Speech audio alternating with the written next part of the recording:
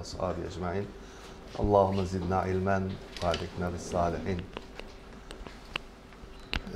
Normally we are supposed to have 2 hours. The first hour almost finished, so instead we'll combine, and then we have to stop at 5 to 1, inshallah. Right now it is 10 to 12, so we will not give a break. I will try to finish what I would like to say. Today and tomorrow, inshallah, we'll be together. This one perspective that is developed by Ustaz Nursi, as it is called Ma'na Harfi, that is what I will try to explain. And then tomorrow I am going to discuss the epistemology of this perspective. And that is my background, actually, that is philosophy. So first of all, how to translate this into English, Ma'na Ismi and Ma'na Harfi distinction, which is made by Ustaz. But maybe one comment I would like to make, that this is not something original that he is saying. Right from the beginning of Islam, from the way the Quran started teaching us the universe and how to look at the universe, Muslim scholars have been already saying this. Then why are we, attributing this to Ustaz Nursi? He wants to develop and apply this to the way we look at scientific issues, scientific problems. Probably that is the original idea that he developed as far as Ma'na Ismi and Harfi are concerned. I would like to translate Ma'na Ismi. If we pay attention to the literal meaning, maybe we can say nominal meaning, right?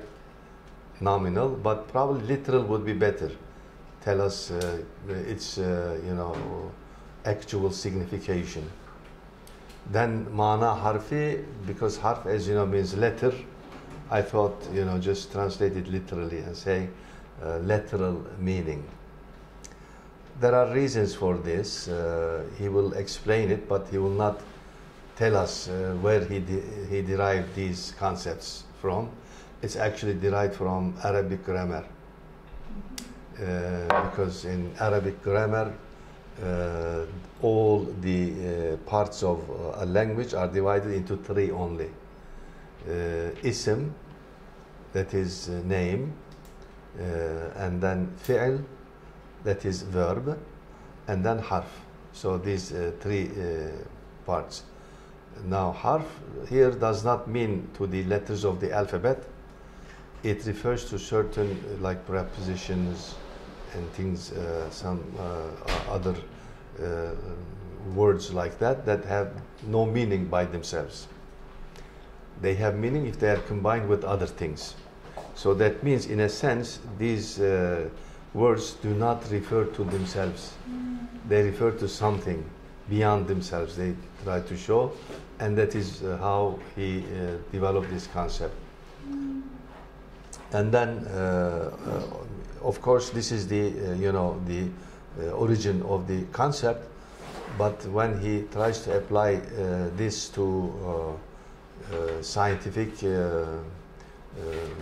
perspective, he would like to say that a scientist is supposed to look at things not as things in themselves, not as they show to themselves. He doesn't deny that they don't show themselves, but that is not their reality. Because if you look at something material, it is right now, but after some time it starts changing, some corruption takes place and so on, and after some time lost. It's not there anymore.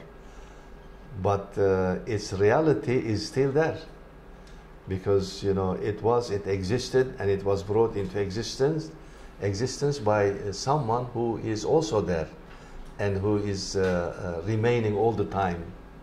So as in the Arabic term we use here, the term baqa does not apply to Ma'na Ismi, but it applies to Ma'na Harfi because it remains there. Its reality is not lost.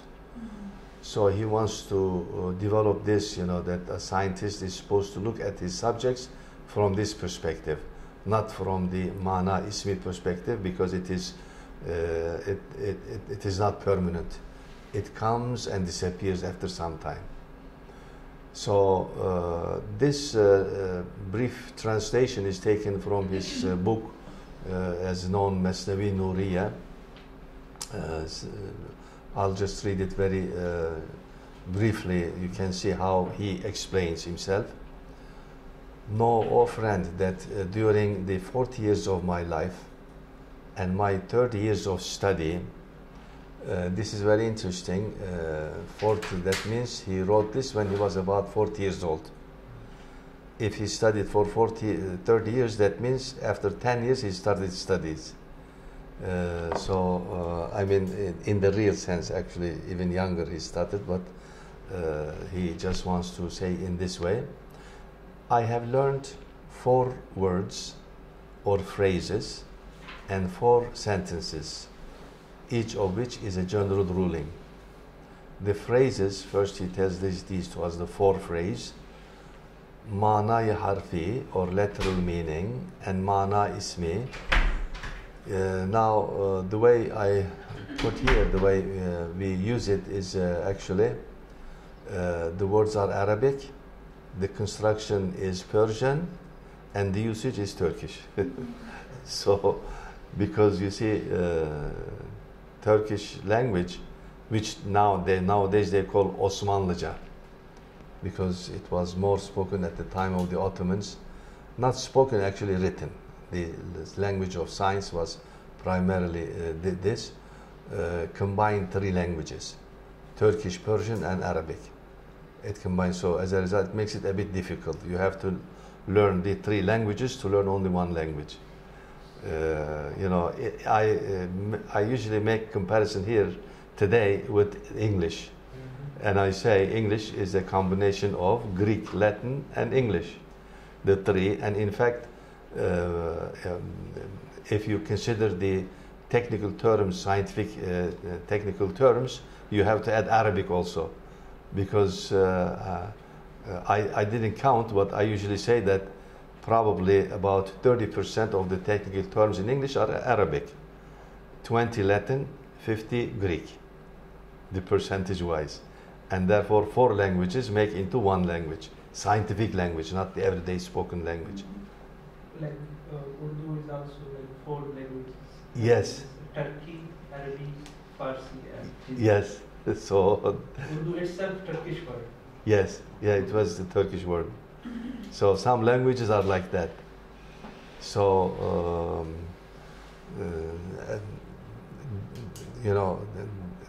that is why when we write it, we say mana-i harfi. Mana-i harfi, in the Persian language. But in Arabic, ma'na harfi, of course, and ma'na ismi, and niyat, usually we pronounce like that in Turkish, intention, and nazar, perspective here. Nazar has different meanings in Arabic also.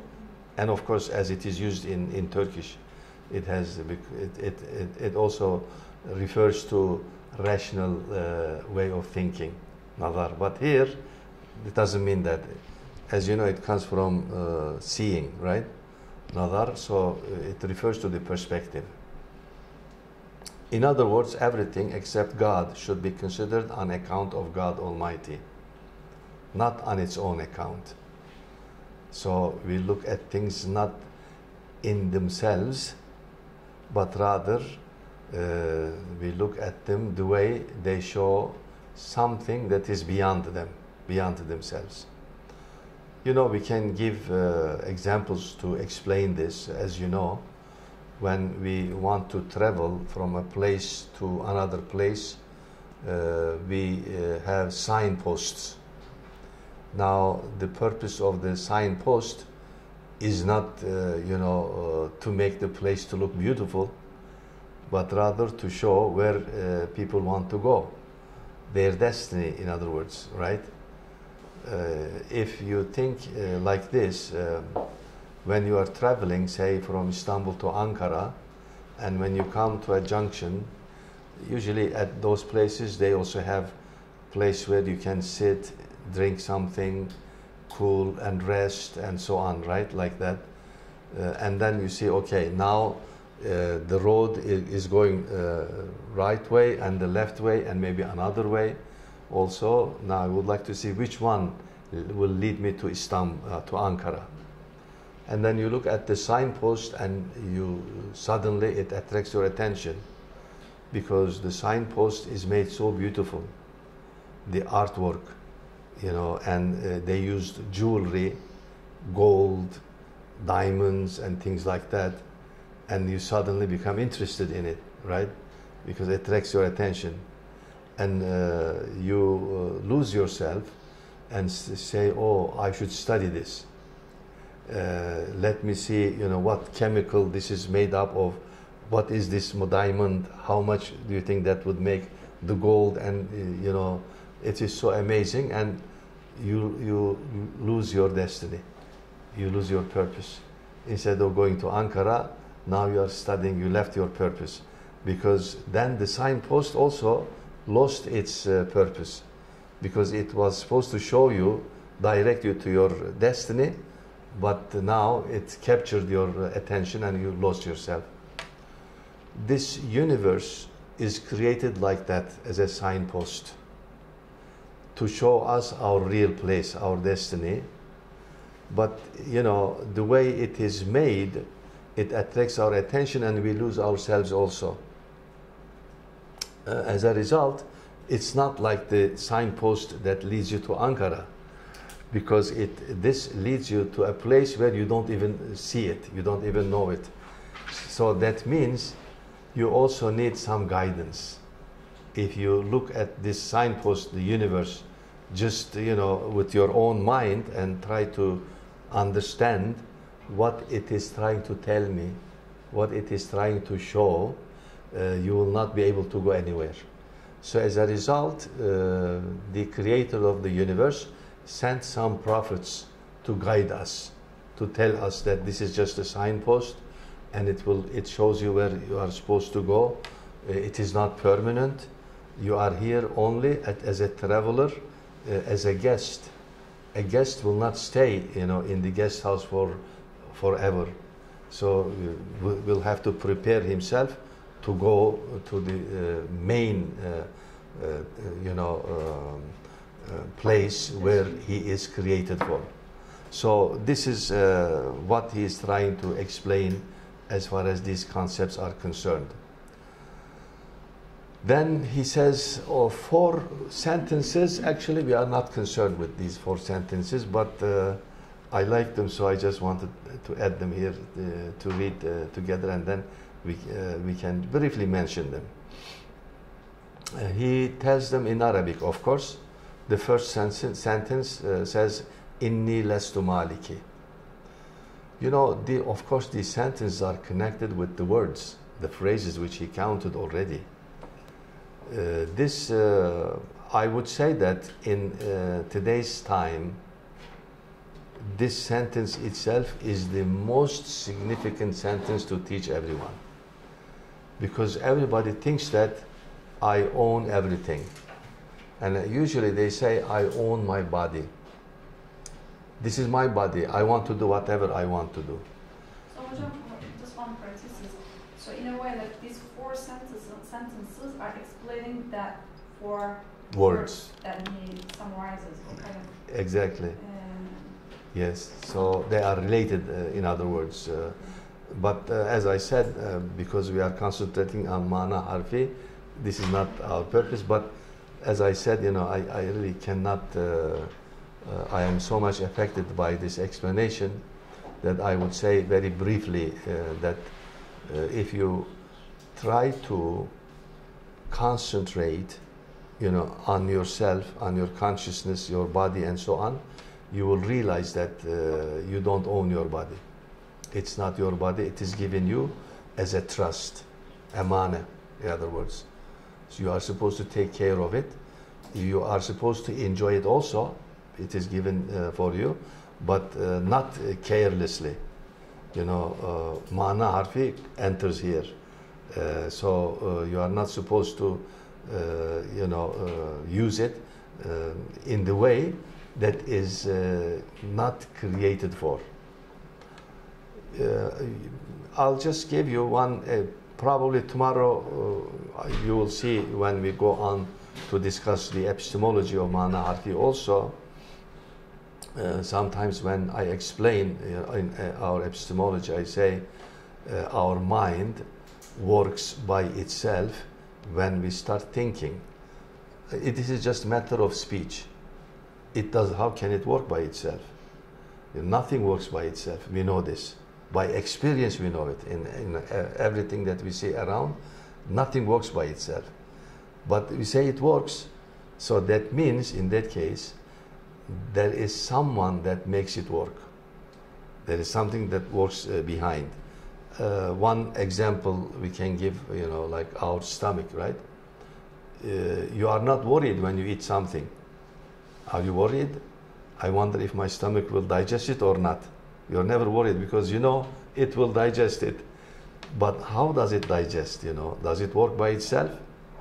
So there is someone that makes your stomach to work. Your whole system of your body, in fact.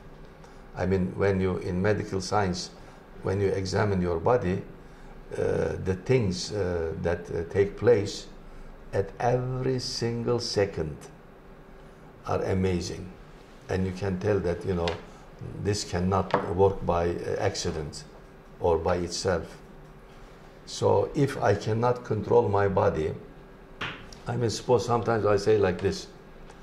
Suppose one day you were told that, okay, from now on, we give the governance of your body to yourself. You are supposed to do your digestion, the nervous system, everything you do from now on. So far you have been taken for granted that it works. But now we give it to you. So maybe this you can do much better. I mean, can you imagine, right after you swallow the food, then you have to rush how much acid your stomach should produce, how much hormones from, from your liver, and so on, and then it goes into your intestines and then start distributing the food, the nutrition throughout your whole body. Will you have anything to do in this world? You have to spend all of your time just governing your body. You cannot do it. So he said, no, please, you say, please God, you do it. I cannot take care of my body. So you see, he takes care of it for us and we just enjoy it. But in that case, you have to realize that since it's not your body, you shouldn't look at it that it is, it shows itself. That means it shows someone beyond itself, namely its creator.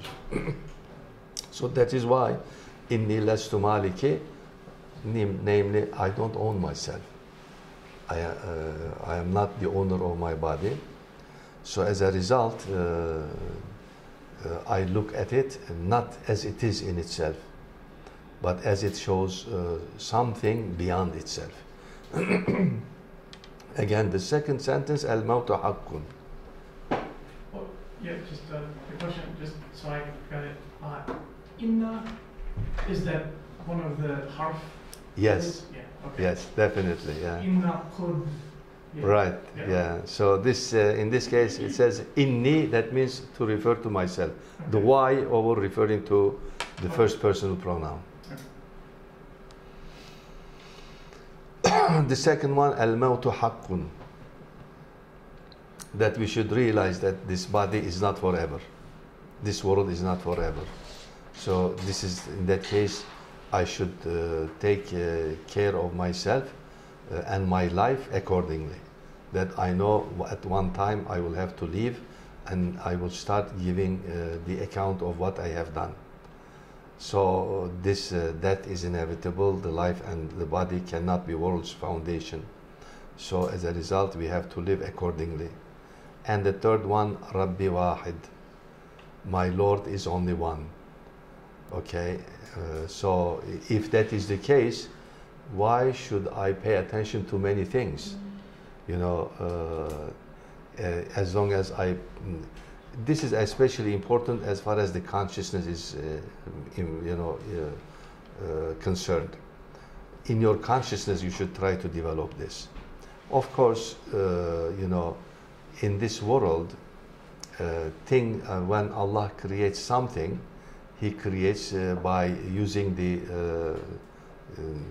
certain causes, and things that lead to these things. Why? Because if it wasn't so, we wouldn't be able to grow trees, take care of things and ourselves. We wouldn't know. So as a result, that means we pay attention to the causes, but we should realize that these are not the real creators, because there is only one creator, and He creates and gives this to our usage. And finally, the fourth one, Ustaz Nursi has actually, the sentence is ana. But can you imagine, it's one word actually, he calls it sentence. For its significance, what it signifies is very important. And I don't know how to translate, perhaps the I, right? In philosophy we use it like that, would be best expression, but the term ego is also used. But ego has, in modern psychology, some implications. We usually try to avoid using that anyway. In the collection, in the English version, translation of the collection, it is translated as I-ness. The I-ness, yeah. The I-ness or the I. So this is, he has a separate treatise on this. Because to understand the real nature of human being is very important. He has many short treatises concerning this. If we have time, I actually have quotations, maybe we can read, inshallah. That is another discussion will continue. And we start with that actually, human spiritual dimension. This I try to explain on the basis of modes of thinking. Modes of thinking, because we have, certain ways to think. Primarily, 4 of them I would like to distinguish here. A concrete mode of thinking. This is when we are born for the first time. That is how we start to think. On the basis of seeing, touching, things like that. Sometimes, in order to explain this, I say we think with our hands and feet. This is the lowest mode of thinking. Okay. The second one, as we grow up, we start to think, in terms of all of the senses, not only hands and feet, namely touching and hearing, but combining the rest of the 5 senses. Okay, so that means in the first mode, the thinking is primarily concrete, on the basis of concrete objects and things. Actually, with math, babies, right? Yeah, that is probably the most. Yeah. There are reasons for that actually, because you give something to a baby, as soon as she grabs, immediately brings into mouth. Probably they recognize things more with tasting. It is also wisdom, the way Allah created like that, because what they need the most is food at that time. So immediately they are supposed to eat, so they will grow up. But as they grow up, then their eyes start getting stronger. At the beginning they can't see so much. They just see the light, and that's all. They cannot see the objects, but then they start seeing the objects and hearing and things. They start combining them. When they start combining them, of course they begin to learn the language. So that means this is the first step into abstract thinking. So there is abstraction at this level. Abstraction begins at this level. There is a French psychologist who explains this very well. I'm sure there must have been more studies after him. Jean Piaget, everybody knows him. His famous genetic epistemology, right? He explains what kind of things they learn gradually. So this is the second level. And the third level is, of course, now thinking not with senses, thinking with the intellect, akıl, right? Comes into the picture. And this is pure abstract thinking. We should understand that when we start thinking in the conceptual mode, the third one, that the other modes are lost. They are not lost, they are always there. So the higher does not, annihilate the lower ones. They continue all the time. Okay? But there is one, this is the important one. The final level is a spiritual mode of thinking. This is the most difficult one. This is very difficult. If you don't develop, your spiritual faculties, you will not be able to develop this mode of thinking. As a result, when you start, explaining spiritual things, and explain this is the God created, and constantly asking, show me, let me see. So because the person did not develop these faculties, as a result, she wants to understand this reality as a concrete existence, material, in other words. The Quran, as you know, refers to this with one faculty. It uses the term qalb, and sometimes fu'ad also used in the Quran, af'ida, the plural, referring to that. My interpretation, I hope I'm correct, but because I saw some scholars, when they try to explain the verses in which this term occurs, they are saying that the Arabs in the past, they had the idea that humans think with their hearts. They don't think with their minds. So as a result, the Quran is using this to explain it to them. This explanation is definitely wrong.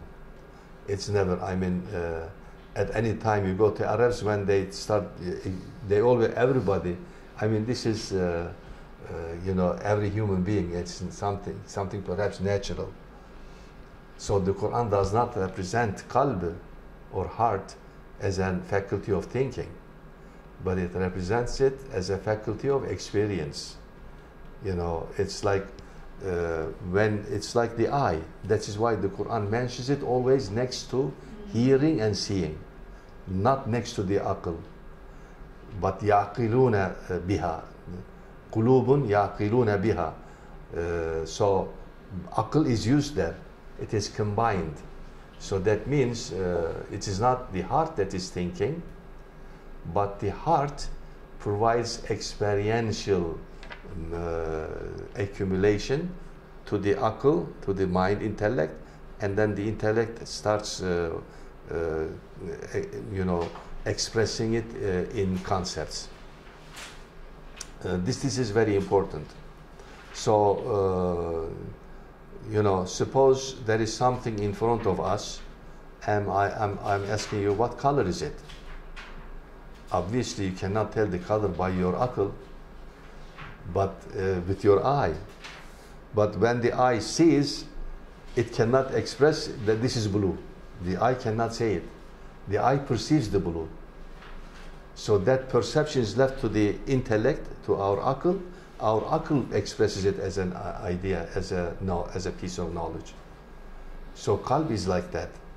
John, can you give the other examples from verses again, please? The examples from the verses. Yeah.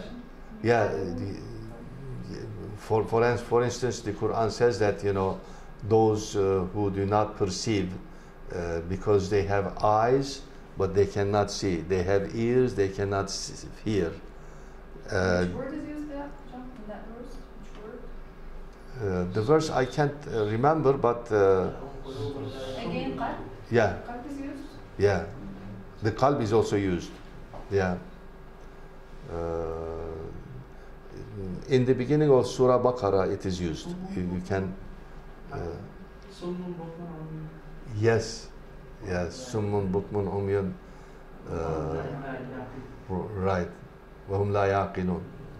So the interesting thing, of course, this is not our subject anyway, but the Quran does not use the term aql, as a noun, always as a verb. This is very interesting. Okay, it is always used as a verb, so it refers to the function of that. As a result, if you don't, because you see, tomorrow inshallah we'll discuss this more in detail when we go into the epistemology. There are realms of existence. For each realm of existence, we are given a faculty that corresponds to it, and it perceives it, but it cannot turn it into a knowledge. Okay? The material world is perceived by the senses. Our senses cannot turn it into knowledge. It is the mind, our aql, in other words, intellect, that turns it into knowledge. So the spiritual realm is like that. The mind cannot perceive it. Intellect cannot perceive the spiritual world realities. Spiritual realities are perceived by the heart, human heart, qalb, spiritual faculties. And spiritual faculties cannot turn them into knowledge. You see? Only our mind, then aql. So they work together, in other words. Just like the example I tried to give you. The eye sees the color, but cannot express that this is blue. It's impossible.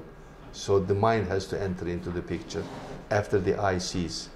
But suppose you don't have the eye, but the aql is there, mind is there, tell me the color, it cannot see the color. So it needs the eye. So they work together, in other words. Okay? So the spiritual realities are like that. So this spiritual mode of thinking is active when your heart becomes active. So this activation comes through a certain, way of tazkiyah, as clearance of the spiritual faculties that you have. So this is very important.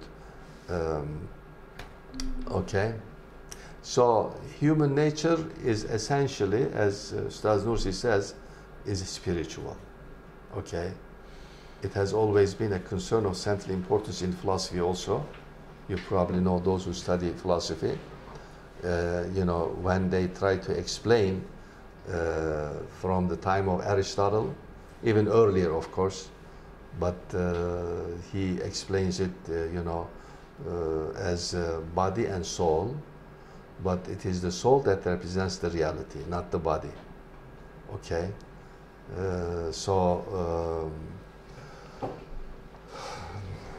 I will try to see how Ustaz Nursi is coming to this explanation. His understanding of human nature is based primarily, of course, taking from the Quran. And this verse, everybody knows this, right? We created the human being in the best constitution, then we reduced him to the lowest level, except those who believe, and yeah, taqwim, the highest. Okay, so, but those who believe and do good deed, right? إِلَّا الَّذِينَ آمَنُوا وَعَمِلُوا الصَّالِحَاتِ, right? There is for them a reward unfailing. So he declares that humans have two main aspects embedded into their nature, as stated also in the Quran. This وَنَفْسٍ وَمَا سَوَّاهَا فَأَلْهَمَهَا فُجُورَهَا وَتَقْوَاهَا. So both, both. That means humans are capable of doing both, evil and good, right? So that means, but then the Quran warns, right? قَدْ أَفْلَحَ مَنْ زَكَّاهَا. Those who cleanse the evil side of their nature, they are the ones that have the success. but those who fail to do so, they lose. Yeah. So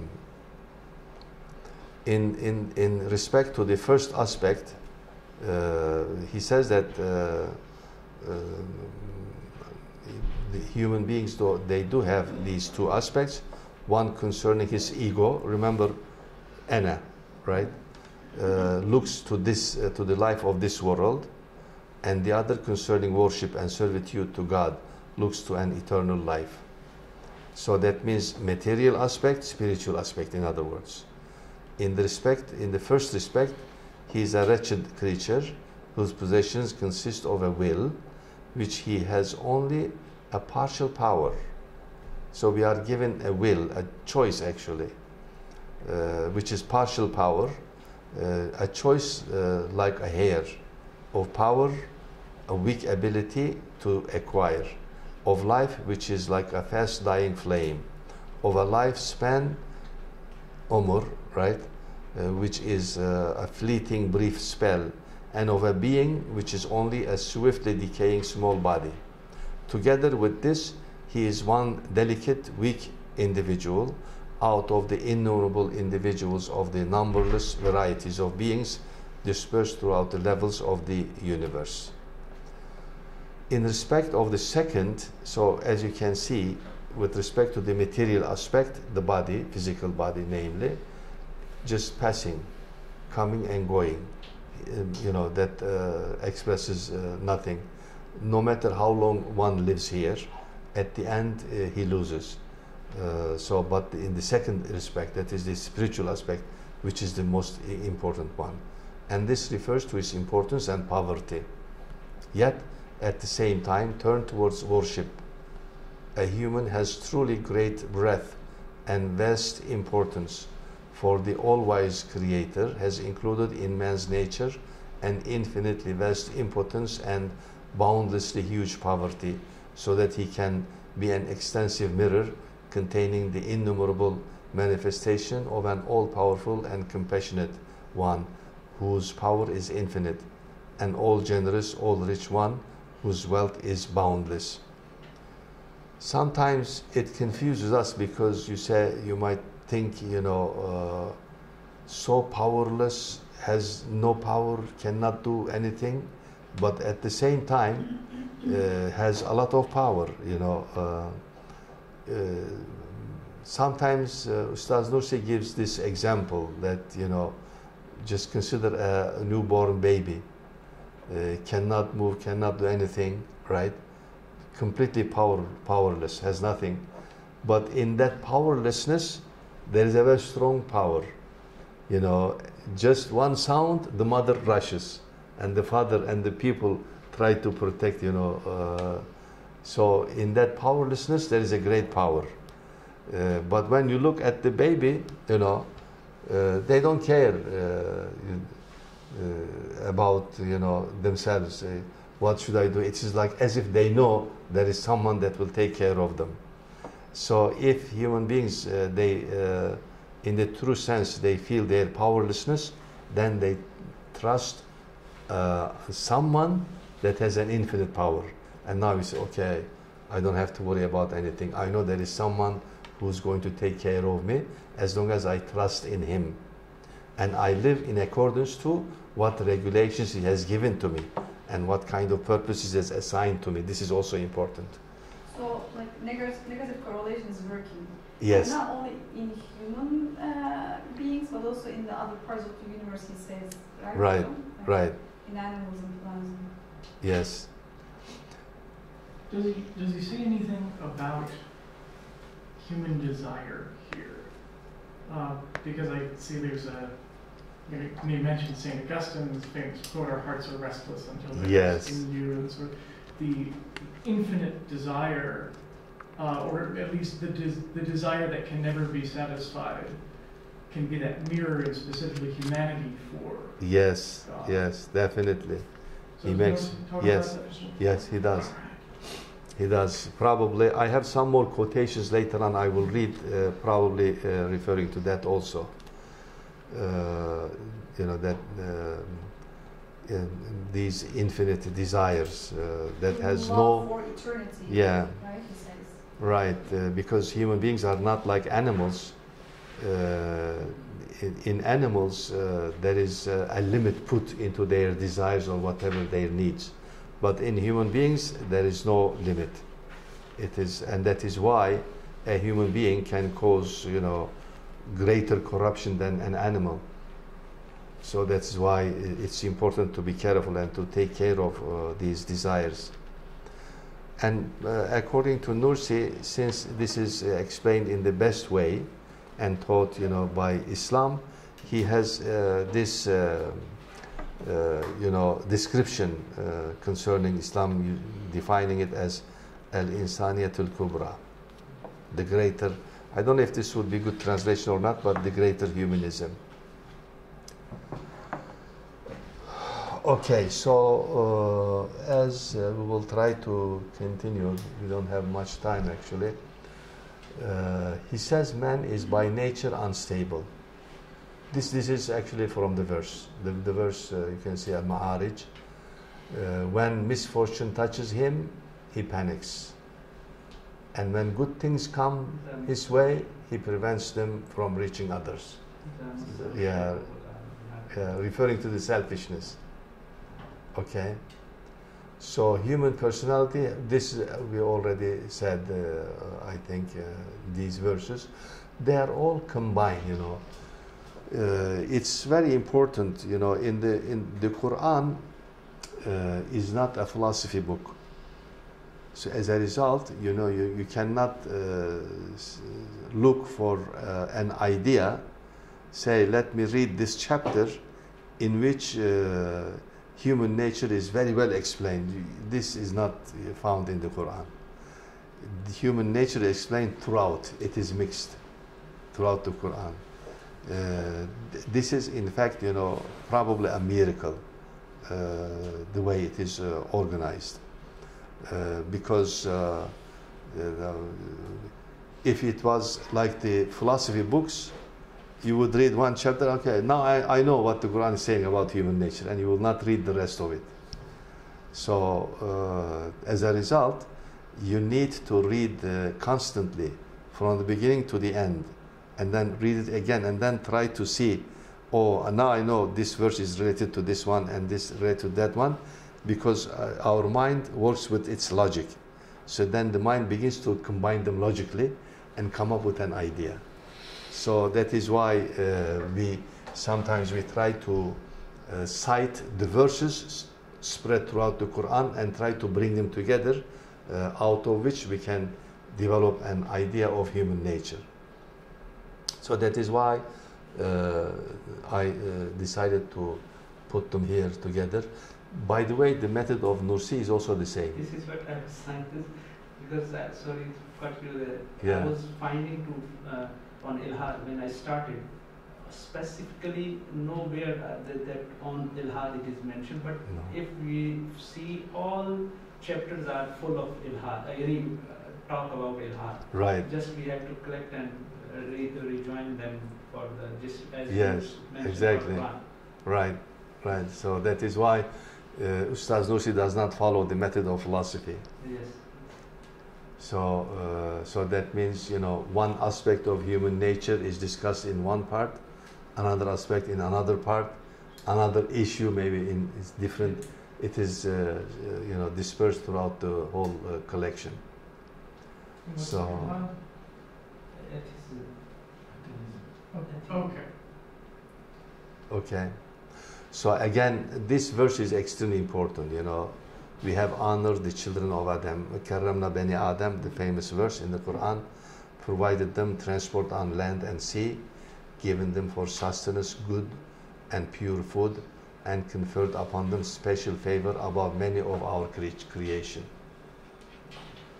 So that means, as you know, this is called Sharaful Insan, you know, the human beings that are honored. And because of this, then the Quran, you know, says that man is created as the Khalifa, right? Inni ja'ilun fil ardi khalifatan. When God said to the angels that this is what I'm going to create on earth, it comes from this. So a human nature, which is right, if rightly used, can overcome the weaknesses of the animal nature. The other is the guidance provided by religion as a favor of God to show us how we can overcome the weaknesses of our animal aspect. So when this guidance is neglected, you remember I said concerning the signpost, yeah, we know, we understand, we can, by our mind, we can infer certain things, but it will never be complete. I usually give this example, you know, from philosophy. Probably, I don't know if you would accept or not, Aristotle is probably one of definitely the most intelligent human beings on earth that ever came. I mean, if you study what he had done, in other words, you can see this. If not the most intelligent, definitely one of the most intelligent persons. And he did discover many things. You see, in his mind, probably following Socrates also, of course, that he said that there is only one God. And he tried to prove it.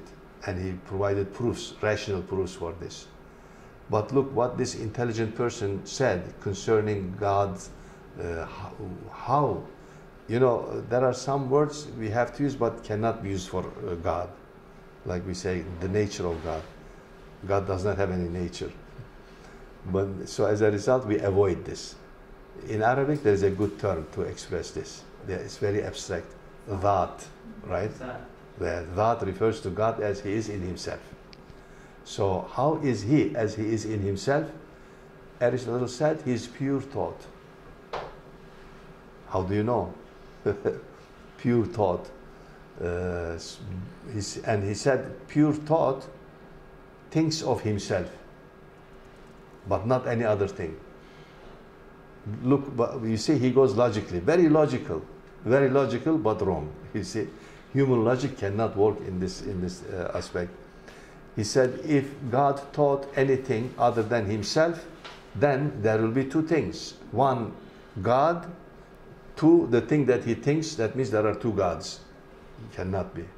So as a result, he thinks of himself only. But because he thinks of himself only, he doesn't know that the universe exists.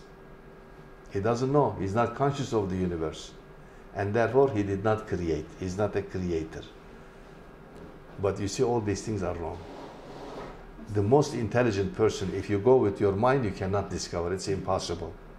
So how do we know God? Because as He is in Himself, is completely, utterly unknown for us. Only if He Himself discloses Himself to us, explains, I am the Creator, I sent the prophets, look, you know, all these prophets, I create the world in this way, I am the most merciful, you know, and I give you sustenance and all that. Then we know Him. Then we know correctly.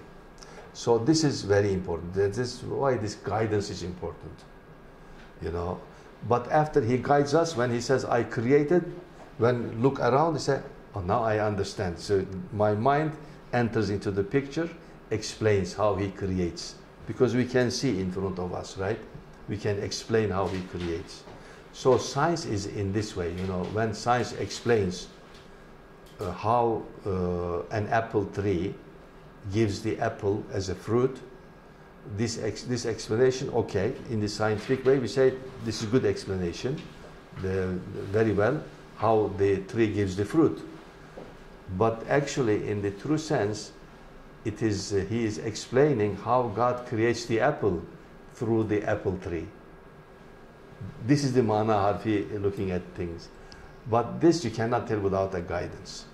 If you go with brute science, you will say the tree creates the apple. The apple comes from the tree. Because we observe that also. We see the apple tree growing. But when there is the guidance, the mana harfi enters into the picture. Look, can the tree is unconscious. And when the tree gives the fruit, you look at the fruit, it smells very nice. It comes from the earth. You take the earth, you smell it, doesn't smell like apple. Where is it coming from? What kind of changes happening in the body of the tree? And not only that, also look, if the tree doesn't give apple, where are we going to get the food? So that means the apple tree has to think, will say, there are some creatures on earth, they need apple, my fruit, let me produce so that they will they will continue their life. Because you see these relationships also. The apple tree is not alone. We are just as we are not alone. Everything in the universe, they need each other. What they call this natural balance or something like that, right? When they explain this natural balance is maintained on the basis of, they say, Mother Nature. Who's Mother Nature? Is she conscious? Think of us. Is she able to think? Let me do it like this. If I don't do like this, it will not work. Let me keep the balance, balance of the creatures, the animals, and so on, so that the balance of nature is maintained. You have to be intelligent to do these things. And also, John, I think like that the free will behind all these laws, I think is most explanatory one. Okay, we have 2 eyes, 1 nose, and 1 mouth. It's okay, it's scientific. Yeah. It's like, proven. The wisdom. Yeah. The wisdom but behind. What about why? Why don't we have 3 eyes? Who decides this? Yes. I think this is the most important one, beyond the natural causes that we give the effect as the creator. There are 2 philosophers that discuss this. As you know, this is known as theodicy. In the West, it is Leibniz, and in Islamic civilization, it is Al-Ghazali. That I don't know if anybody studied these philosophers, but Leibniz's famous theory called all possible worlds. He has saying that that this universe that we have right now is the best of all possible worlds. No matter how many, because when you look, it is perfect. Everything is so beautiful. They work perfectly. And sometimes he said, because God, as Leibniz says, instituted everything that it needs into itself and makes them work in a perfect manner. That is why it maintains its perfection. The famous saying Al-Ghazali said in Arabic, I think, let me see if I can remember, لَيْسَ فِي الْإِمْكَانِ مِمَّا أَبْدَعُ كَانَ. لَيْسَ فِي الْإِمْكَانِ أَبْدَعُ مِمَّا كَانَ. This is very famous saying. Actually, in a sense, translatable to what Leibniz said, the same thing. So this world, namely, is the best of all possible worlds. There cannot be in the possibility to create anything better than this world. But this is a big discussion. Yeah, but I think Lucy, talks about this as the, in the proofs of existence, in a way, it's more dimensional, more technical terms. Yeah. All collections talking about this, but he says there like a possibility as a term is one of the big proofs that we can deduct the existence of God and other things, because like innumerable possibilities, among innumerable possibilities, why this is chosen and always it is working that way. Yeah, right. I think that is going to that free will as well. I don't know, from time to time I read new discoveries in science, in astrophysics. They are saying that the universe as we know right now, as you know, it has innumerable galaxies in which they have innumerable stars and planets and so on. But they say that maybe this is just one that we know, and there are innumerable universes like this. It may exist also. And this, of course, our mind cannot comprehend it, the vastness of existence. Anyway, this again, coming to this issue, I think. But as far as the guidance is concerned, let me read one more thing, and then I will just direct you to the reading the quotations I have. Hopefully you can copy from here and read on your own, because we won't have time. I have to stop at 5 to 1 because I have another class at Üsküdar University. I have to make it over there. Yeah, we have to. Yeah, so he says that there are two types of knowledge, okay? Remember, the one I refer to is the guidance that we need. Without this guidance, we'll always make a mistake. Sometimes from the Quran, I hear scholars give the example of Ibrahim alayhi salam, Abraham, that a story told about him that at one time he looked at the moon. He said, oh, maybe this might be the creator. He doesn't say this might be my Rabb, right? My Lord. He didn't say this will be Allah. You see, this is important. I mean, the concepts, the words are chosen in the Quran, revealed very in a definite way. But then when the moon disappears, he says, no, I don't like the things that disappear, because Lord cannot disappear. It should be there all the time. And then looks at the sun. But at the end he says, he doesn't say, oh, now I know that this cannot be creator, there should be someone. He doesn't make that logic. It's very important. In the verse he says that if my Lord did not guide me, I would be one of those misguided people. You see, that means he received revelation after that. So he discovered it through the revelation. God cannot be known by the mind. It's impossible. And most scholars in Islamic tradition, most, not all, they argue that even his existence cannot be known by the reason. It's impossible. Because look at your reason. Our reason works on the basis of causality. So we can discover that the universe has a cause. This is of course this is possible. We know, because we see everything happens with a cause. But now look, we don't have any connection to pass from that cause to God. That connection is established by guidance from without. So God says, okay, that cause is myself. I am the creator, your Lord, and so on. And so then our mind understands, now I know. Because the cause is not in the caused, is not in the effect. You don't find the cause in the effect. So therefore God will not be in the universe. If he is the true cause, he should be outside. Of course, it's a manner of human expression, because God has no place.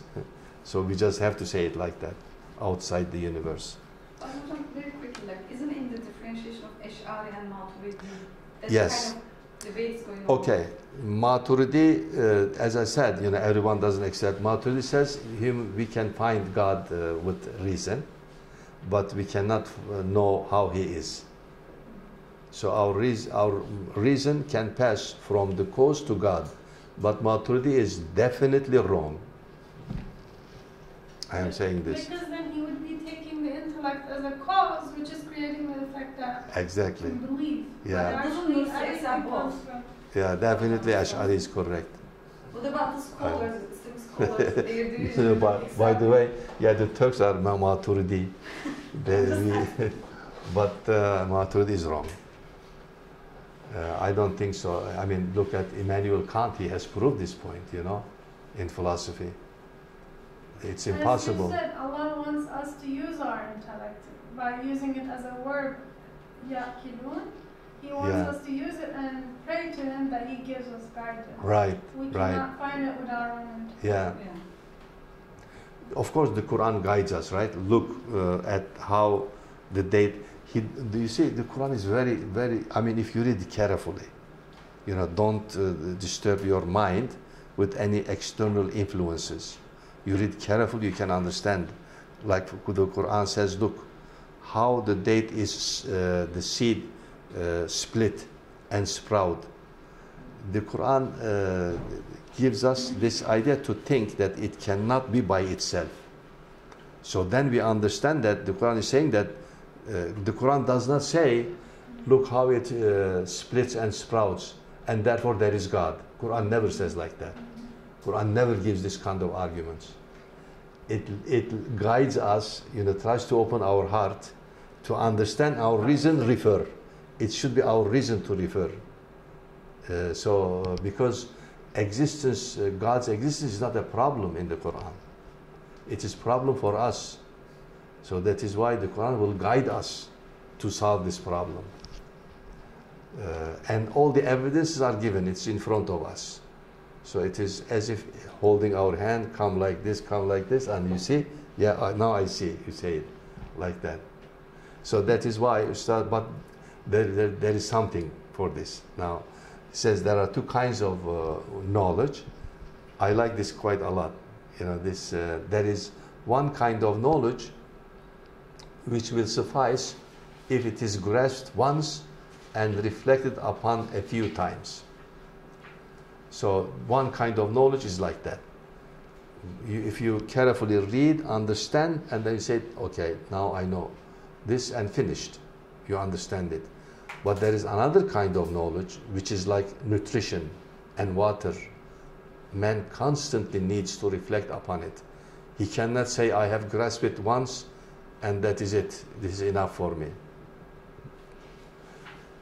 What kind of knowledge is this? He says, this is the sciences of belief. Ulum imaniya. The sciences. Actually, the word science is not correct here, but it's a matter of usage. We use it. It should be knowledge. Because, yes.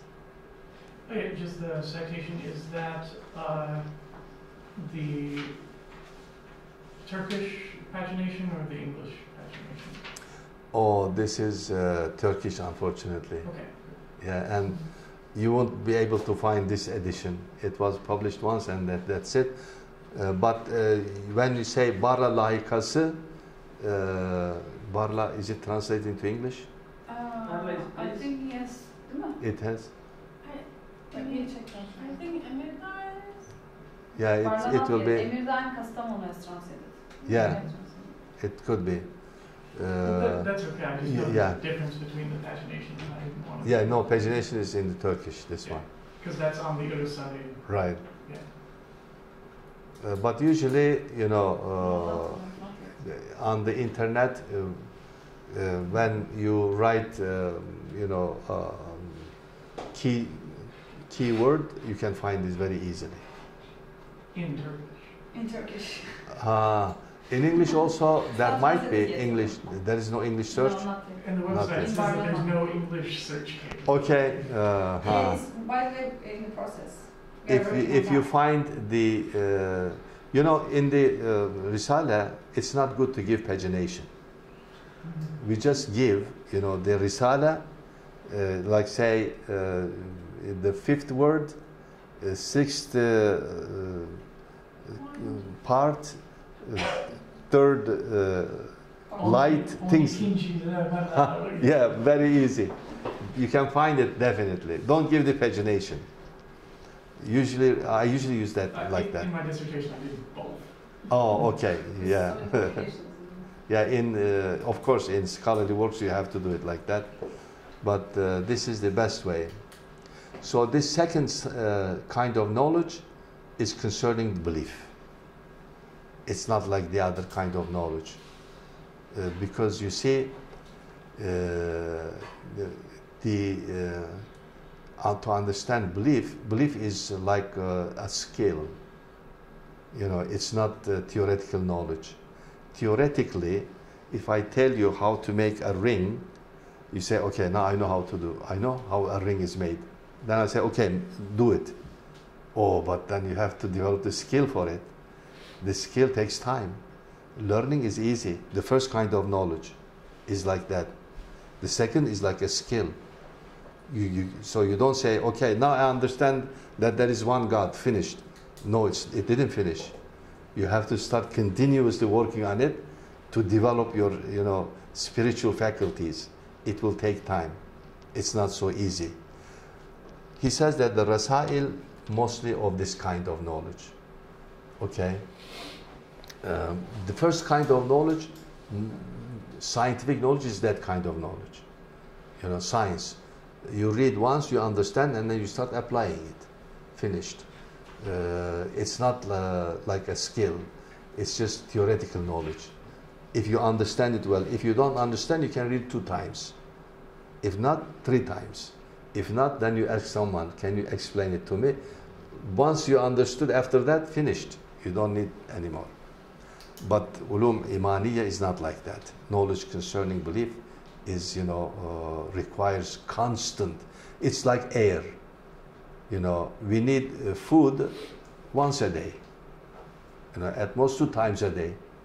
But air, every minute, every second, we need air. We have to breathe constantly.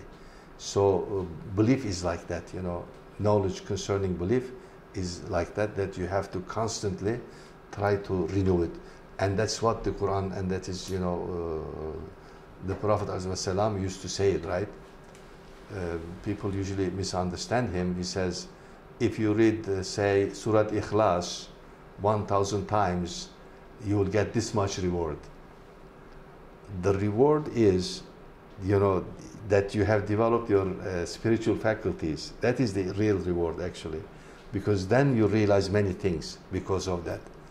But we usually think of the reward as you say, oh, I get the paradise. Paradise is the result of it. It's really not real reward. The real reward, you realize, you understand now, you perceive many things concerning the spiritual realities. And also isn't that because knowing Allah is endless? Yes. Right? Yeah. It's difficult, you know. I usually give this example, weightlifters.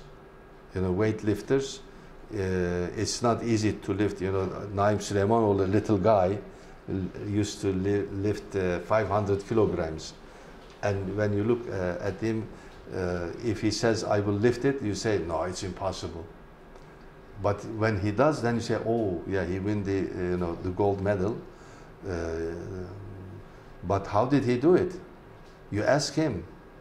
You know, when he explained, you know, every single day, 8 hours he had to work. 8 hours. And he had to take good care of himself also. You know, constantly, can you imagine that? Working, so he develops his skills for that. But this is only physical. Spiritual is difficult, more difficult. That's why you have to be constantly on guard. So the Quran developed some concepts referring to that. You know, ghafla is one of those concepts, that you should never fall into ghafla, heedlessness. At one moment, second, you lose, then you know, you fall behind. You fall behind. But of course, then you make tawbah and you continue so to develop, and then the help of Allah that comes to you, right? So you develop these things. I will just finish by reading this quotation from 23rd, as you can see here, 23rd word. So very easy. You can find it very easily there. And this one is for the English pagination. Okay? Man came to this world to be perfected by means of knowledge and supplication. So knowledge is not sufficient. Supplication must follow. In regard to his nature and abilities, everything is tied to knowledge. And the foundation, source, light, and spirit of all true knowledge is knowledge of God, ma'rifatullah. And essence and basis is belief in God, that is iman billah. So then this continues like that, and I apply it, you know, for if you continue the human nature, the way I try to explain the lateral. Again, these are, you know, they express levels. Human beings, of course, we have animal aspect, bashariya. I couldn't find a word to translate into English, because in Arabic, bashar, insan, they are different. They don't mean the same thing. So I followed one of my colleagues. I thought maybe whether this is good way of translation or not. Teoman Duralı Hoca. He passed away unfortunately last year. He translated this as Homo sapien, but I don't know if this is correct translation or not. But this is another level that refers to humans, really not still at the level of humanity, but probably the spiritual rational aspect is lacking, still not so much developed at the Bashar level. As you know, there is a verse in the Quran that refers to our Prophet ﷺ, because a command is given. God says to him, to our Prophet, he says, tell people that you are a Bashar. قُلْ إِنَّمَا أَنَا بَشَرٌ مِثْلُكُمْ, just like you, I am a Bashar. But the Quran does not say قُلْ أَنَا إِنسَانٌ مِثْلُكُمْ. Insan is different. He's not like us as a human being. So from the nature point of view, he is also a human being. Yes, he's Bashar like us. That means if you hit him, he will hurt. If you cut him, his blood will come out. You can kill him. He was born, he died also. So this is what Bashar means.